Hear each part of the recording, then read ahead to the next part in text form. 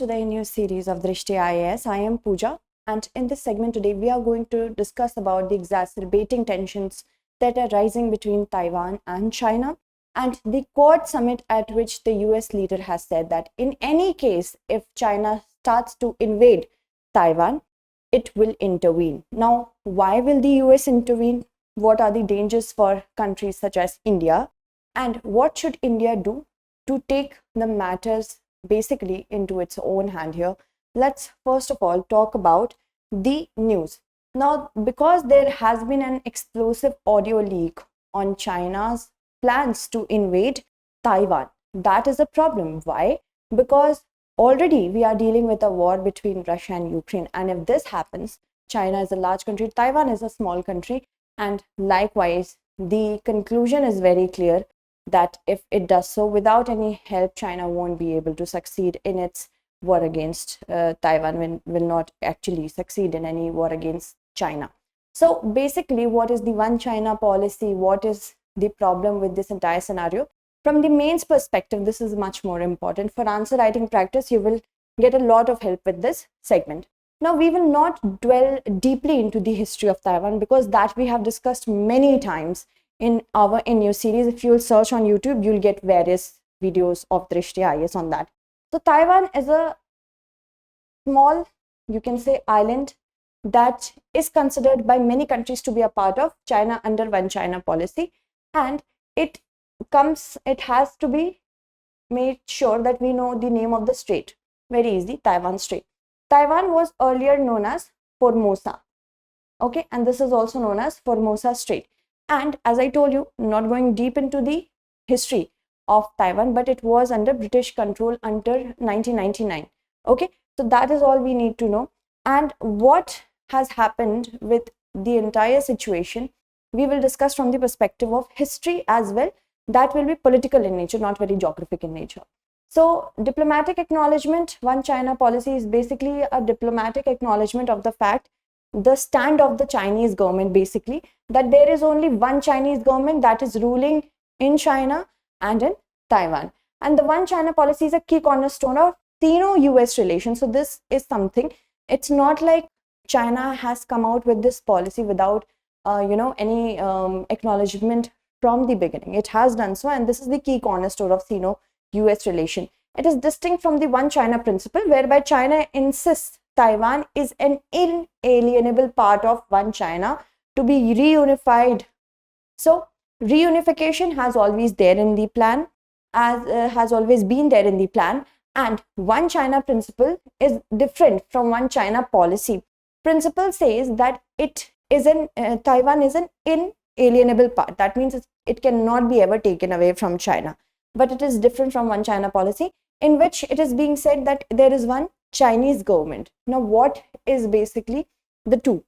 Under the one China policy, there is a fact that has been stated by the US that ever if Taiwan has to come or unify with China, it should be done by peaceful purposes.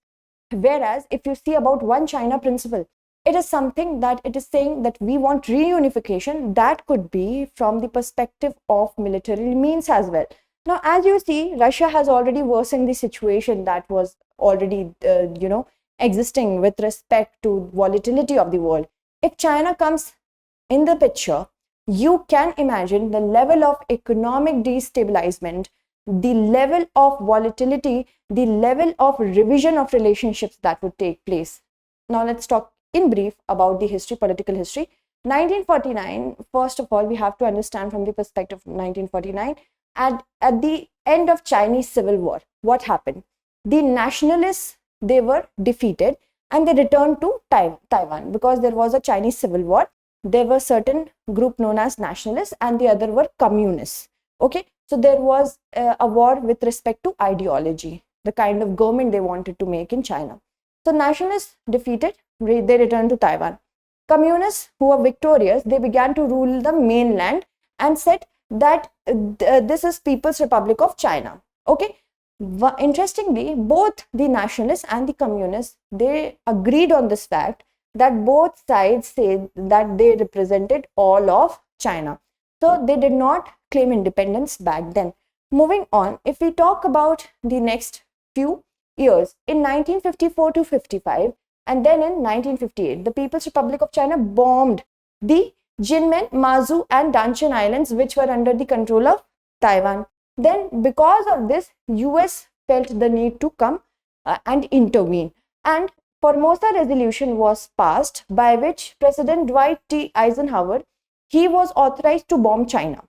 Okay, so Premier Zhou Enlai said in the Badung conference that he is ready to negotiate with the US. So they were like diplomatically, they wanted to resolve the situation. But because there was a problem with Libya back then, what happened? No solution could be reached at, and the People's Republic of China and Taiwan, then they arrived at an arrangement. There was an arrangement with respect to bombing of each other's territory on alternate days. So just imagine the basic civil nature of both the countries back then. They had an arrangement that we would bomb your cities in such manner.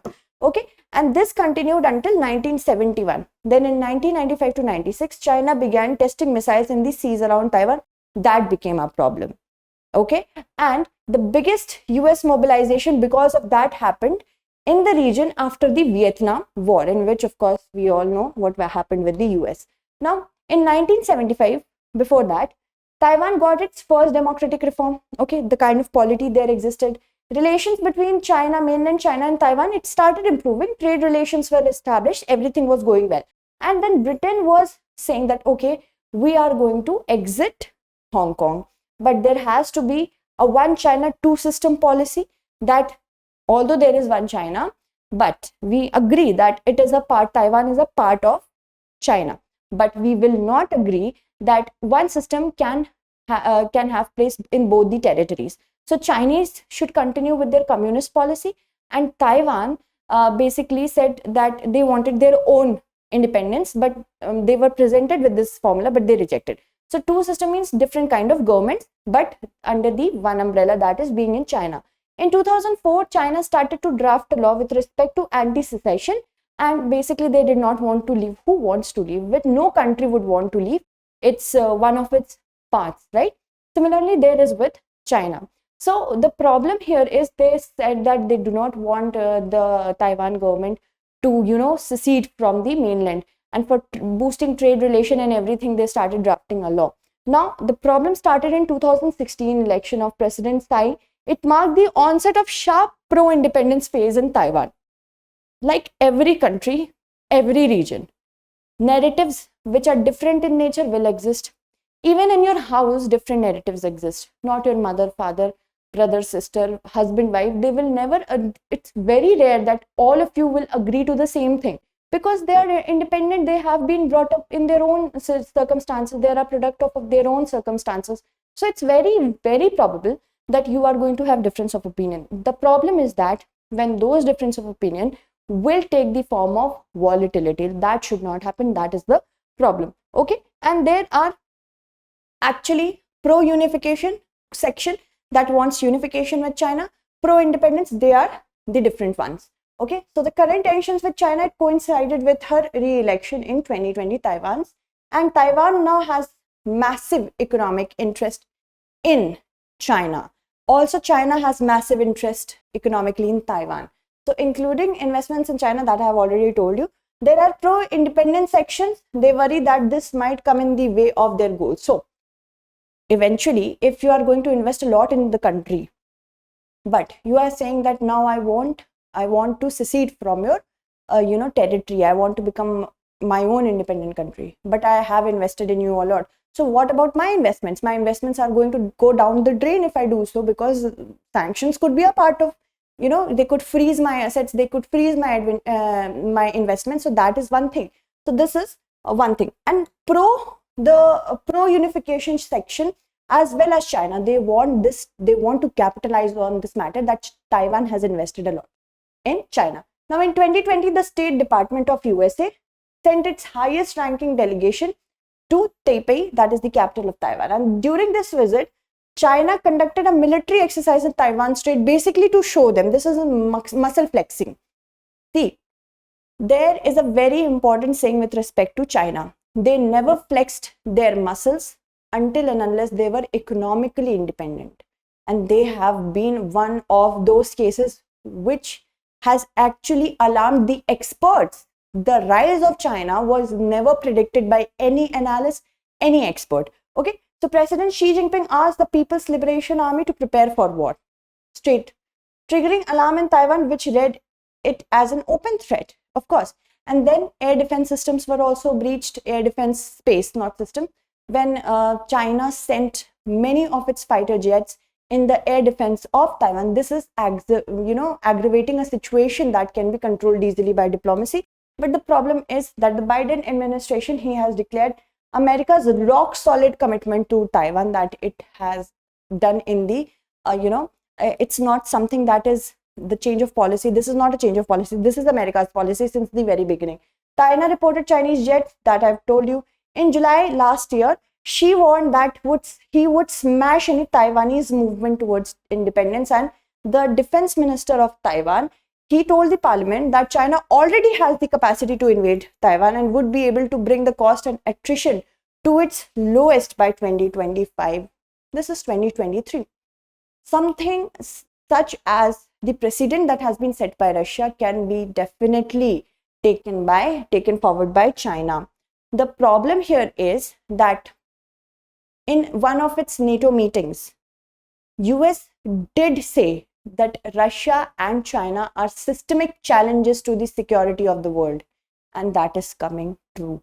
Now, in 1979, the US Congress passed the Taiwan Relations Act. Here we are discussing what is the relation of Taiwan vis-a-vis US and India. Taiwan Relations Act, it gave an acknowledgement to the relations that US can build with Taiwan separately, establish diplomatic relation with People's Republic of China. Future of Taiwan will be determined by peaceful means, not by war. If there is war, if there are chances of war, then the US will give or will provide Taiwan with arms of a defensive character. This is in the act, so it's not new. Also, to maintain the capacity of US to resist any resort to force or other forms of coercion that would jeopardize the security or the social or economic system of the people of Taiwan. The American Institute in Taiwan, because of this reason only, it was established to establish the unofficialness. It's not very official. The diplomatic relation is not very official, but to maintain unofficial presence in the region, the American Institute of Taiwan was built, and it is a de facto US embassy in Taiwan. Not official, but you see, de facto. Moving on, if we talk about from India's perspective, in the Look East policy of 1991, in the early 1991, India started looking east, and then now it is acting east. So Taiwan and India started to build their own relations, specifically although now India is trying to abandon the policy, it's revising its policy of one China policy. Because why? If China is going to intrude into our territory, if it is going to intrude and shake hands with our very nuisance making neighbor like Pakistan, so why would ever a powerful country like India be okay with with China's say in its relation with Taiwan and India? So between Taiwan and India, so Taiwan and India started economically more approaching towards each other. In 1995, the countries, they established representatives office in each other's capital. Okay, and the two countries signed double taxation avoidance agreement and custom mutual assistance agreement in July 2011. This shows that economic part was something that India wanted to maintain a relation in. Why? Because of course, whenever there is a rise in trade and commerce, everything else follows. Basically, this happens. So recently, last year only, India-Taiwan held talks on free trade agreement as well, looked at setting up semiconductor, which is primarily made of silicon and germanium. It's very needed for the digital economy such as India, which you use in ATM cards, which we saw that there was a dearth of it. For that also, India is engaging with, especially like countries like South Korea and Taiwan. So India is engaging with Taiwan, and it should continue to do so. Now, what should be done? First of all, Indo-Pacific challenge is one of our challenges, because India is a very important part in the Indo-Pacific Quad strategy of the US, Australia, Japan. And recently, India has also become a part of Indo-Pacific Economic Framework, which we have covered yesterday. So for us, this is a huge challenge. For that, first of all, we need to make sure that we stand first whenever there is a need of any regional leadership. US has also time and again made itself very evident with respect to its interest in Indo-Pacific. But right now, we have to make sure that what is our interest. We do not have to play a soldier in somebody else's game. We have to make sure that we have our own narrative very straightforward put out in the world. We have to make sure what we think as a country which is neighboring China in the world. And destabilizing Europe and Asia simultaneously, first of all, India should make sure that these are actually very perilous times we are living in, actually, because we do not know which country right now is having what mindset. We do not know which multilateral organization is holding the eventual power to have a guiding principle in front of us.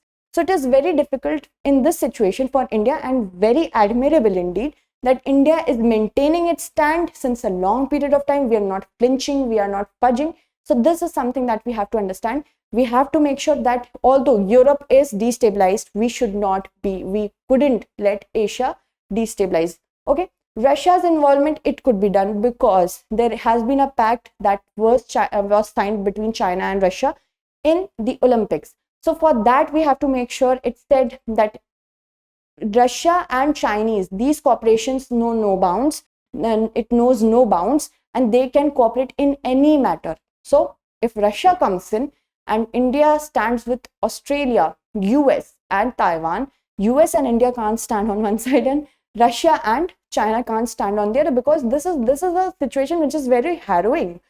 Just imagine two of your friends, they are against each other and you have to be in the middle. It's so dangerous. Moving on, let's talk about the way forward. First of all, we should maintain our bilateral situation that we have with China. First of all, we have to make sure that China and India's bilateral issue does not translate into a multilateral issue. I am talking about the intrusion in Ladakh here. India should seize the opportunity as a regional power, that I have already said. And economic stabilization should be the first factor that is dominating everybody. Because of COVID-19, the economy went down. It's still going down. After the war, it was worsened. Imagine there is a war between India's neighbor and one of its other neighbors. Sanctions-oriented approach might not work, because we have seen sanctions put the countries in a corner. When they have nothing to lose, they will be very aggressive. And continue engagement with Taiwan, because India is independently maintaining its relations with Taiwan. It doesn't matter if China is having its own policies, but yes, if it ever comes to the situation of war, India should make sure that it should come forward, right? Moving on, let's talk about our conclusion. These are perilous times, right? Perilous times because we do not know which country has what mindset, which multilateral organization can do what. Multipolarity should be respected. There are not going to be only two powers, one power, superpowers. This is a multipolar world. We should respect multipolarity. Rules-based order should be followed, and there should be a guiding principle to which, there should be a revision of morality that has not been done in the past. After only we get all these big lectures on morality, but before war also we should think about it. Moving on, let's talk about our question. In the contemporary times, how it is becoming extremely challenging for India to maintain its stand and keep its foreign policy evolving. In 250 words, write it down. Okay, so that's it for today. Tomorrow we shall meet again with another segment. Until then, stay updated, and thank you so much for watching.